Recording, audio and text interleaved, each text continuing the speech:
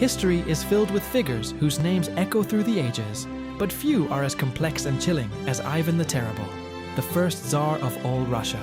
His story is not just a chronicle of a ruler, but a descent from a promising sovereign into a paranoid tyrant. A tale of ambition, love, terror, and ultimately, unbearable tragedy. Ivan IV's early life was a crucible of chaos and danger. Orphaned at a young age, he grew up in a court rife with betrayal and power struggles among the Boyar families. This tumultuous childhood forged a resilient but deeply suspicious mind. Then, in 1547, at just 16 years old, a new era dawned. In the magnificent cathedral of the Dormition, Ivan was crowned, not as a grand prince, but as the first ever Tsar of all Russia. His early reign was marked by a surprising brilliance.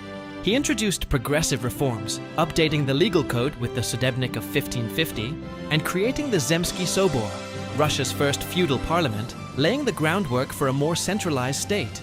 It seemed as though a golden age was on the horizon for Russia, guided by its young, ambitious Tsar.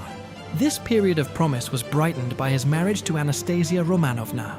Their union was a genuinely happy one, bringing a sense of stability and peace to both Ivan's personal life and his court. During this time, his ambition turned outward. The successful conquest of the Khanate of Kazan in 1552 was a major military victory, expanding his realm and solidifying his power. His triumphant return to Moscow was met with joyous celebration, marking the zenith of his popularity and success.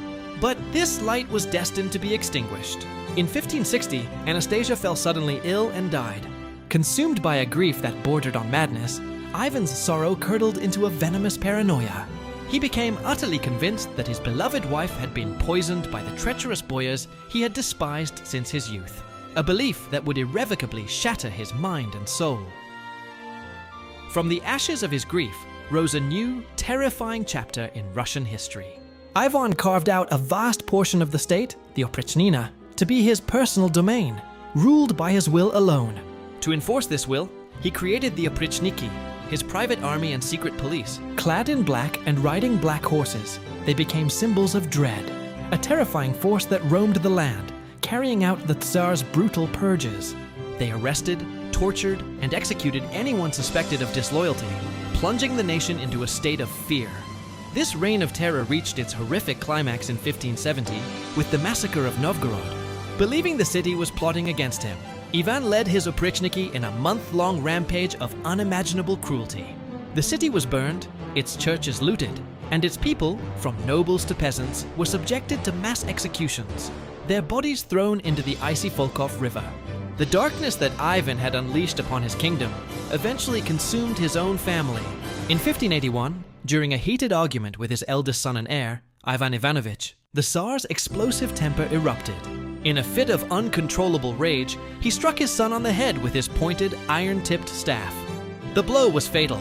The most iconic and haunting image of Ivan's life is what followed.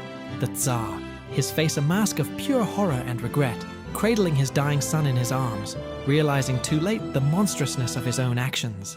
This final act of violence broke him completely.